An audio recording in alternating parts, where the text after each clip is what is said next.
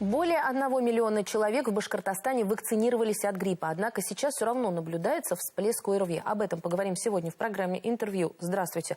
Я представляю гостя в студии Алексей Иванов, врач-инфекционист. Алексей Александрович, здравствуйте. Итак, мы с вами говорим о том, что жители республики вакцинируются. Более 1 миллиона человек уже поставили вакцину. Однако сейчас наблюдается всплеск ОРВИ. Насколько он серьезный сейчас? Или это достаточно стандартно? После каникул и длинных выходных есть вот такое повышение? В принципе, это все довольно-таки стандартная сезонная ситуация, но тем не менее про вакцинацию в данном вопросе забывать нельзя.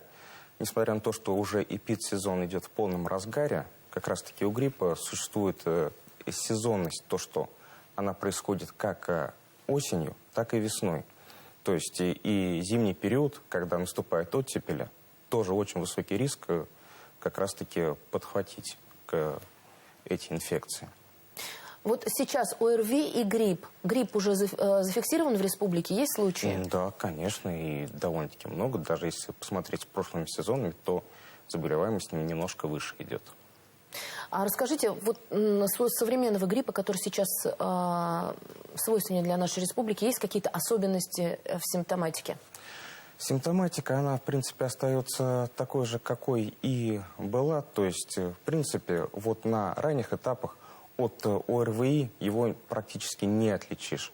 Как раз-таки речь у нас чаще заходит о гриппе, когда мы уже начинаем наблюдать специфические осложнения, до которых обычно ОРВИ никогда не сможет дойти. А вот сам человек, сам пациент может различить, ОРВИ у него или грипп? Это даже, грубо говоря, да? специалист не всегда сможет различить, потому что для этого нужна специальная лабораторная диагностика. То есть при первых же симптомах стоит обратиться к врачу? Да, безусловно. Какие есть симптомы у гриппа, вот для того, чтобы мы понимали?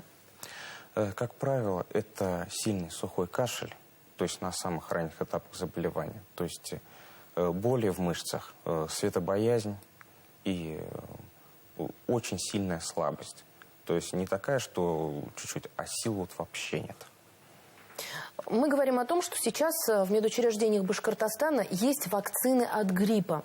Ну и назревает вопрос, актуально ли сейчас вакцинироваться? Да, безусловно. Так как, несмотря на то, что эпидсезон в разгаре, то есть у нас еще целая зима и, тем не менее, весна. А вакцины действуют в течение целого года. Дети должны вакцинироваться? Да, дети от 6 месяцев уже они могут вакцинироваться. И тут важно добавить факт, что дети до 2 лет болеют очень серьезно. Поэтому им необходима вакцинация. Кому из взрослых противопоказана вакцина гриппа? Только кормящим женщинам. Ну, и тем, у кого есть непосредственно аллергия, либо же другие медицинские противопоказания. Как проходит процедура вакцинации? Куда нужно обратиться? Какие, может быть, анализы сдать для того, чтобы привиться? То есть непосредственно нужно обратиться в поликлинику по месту жительства, подойти к своему участковому врачу-терапевту со словами «я хочу вакцинироваться». То есть здесь никаких проблем. Все медицинские организации укомплектованы вакцинами согласно плану. И, то есть пойти вакцинироваться. То есть перед вакцинацией нужно обязательно пройти осмотр врача. Если нет противопоказаний, а именно наличие острых инфекционных болезней, то вас вакцинируют в тот же день. Современные пациенты очень продвинутые и, как правило, уже начинают выяснять, да, а какая это вакцина, кем она разработана, изучена ли она. И вот, соответственно, какая вакцина поступила сейчас в медучреждение Башкортостана? То есть у нас сейчас есть непосредственно Совигрипп, Ультикс. Эти вакцины проверенные. Они уже, по-моему, даже больше 60 лет. Никаких противопоказаний таких серьезных у них выявлено не было. И использование этих вакцин повышает, сократит заболеваемость в 2-3 раза. Но если вакцинирован, означает ли это, что гриппом точно болеть не будешь? Нет, к сожалению, такого нет. Но даже несмотря на то, что вы вакцинированы, вы заболеете, вы будете болеть с гораздо меньшим риском развития осложнений. Потому что все равно, то есть иммунитет у человека у каждого свой индивидуальный. Вот не раз вы уже говорили в нашем интервью о том, что при гриппе могут быть очень серьезные осложнения, если не вакцинировался. Вот какие это осложнения могут быть? Ну, дело в том, что помимо основного своего действия, вирус гриппа, он, получается, подавляет иммунную систему и обладает капилляро-токсичным действием. Таким, что, вот, допустим, может быть геморрагический отек легкого, то есть геморрагическая пневмония. Это очень страшно. Также присоединение вторичных инфекций, допустим, от простых синуситов, трахеитов до пневмонии.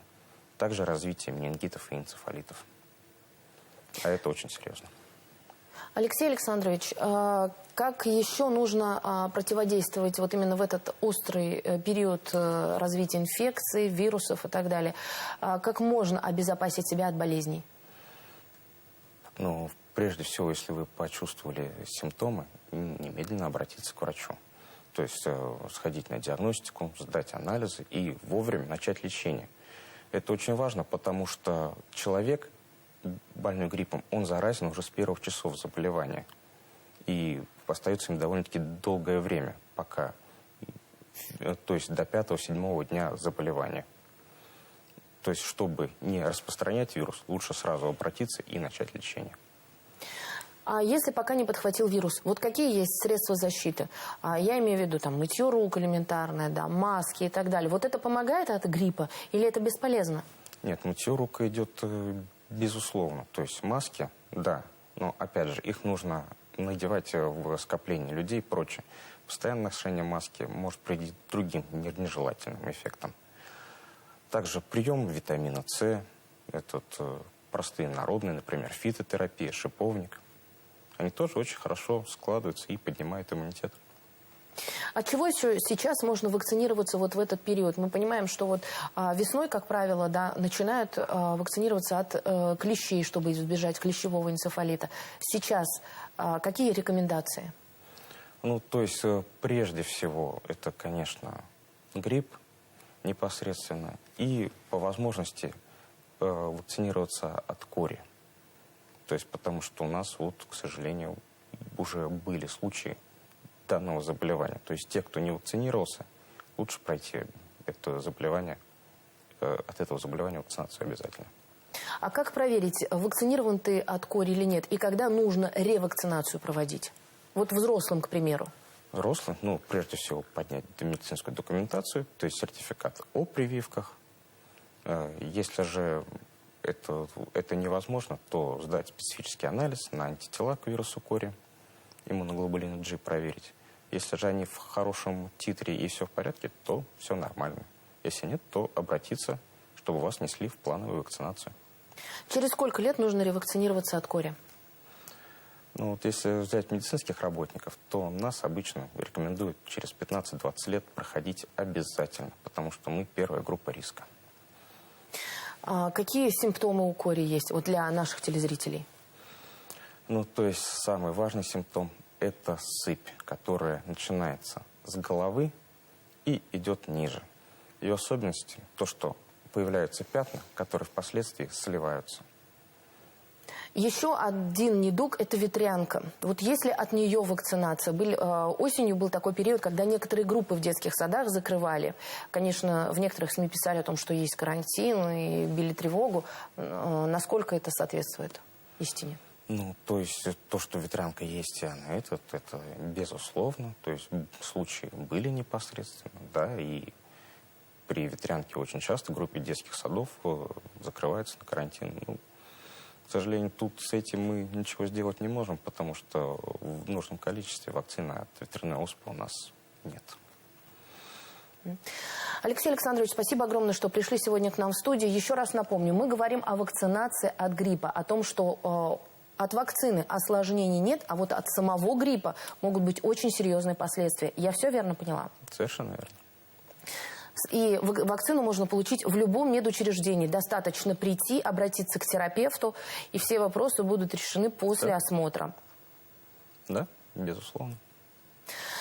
Спасибо еще раз, Алексей Александрович, что пришли сегодня к нам в студию, рассказали об этом. Это была программа «Интервью». На наши вопросы отвечал Алексей Иванов. Это врач-инфекционист. Я Роза Хабибуллина. Спасибо, что были с нами.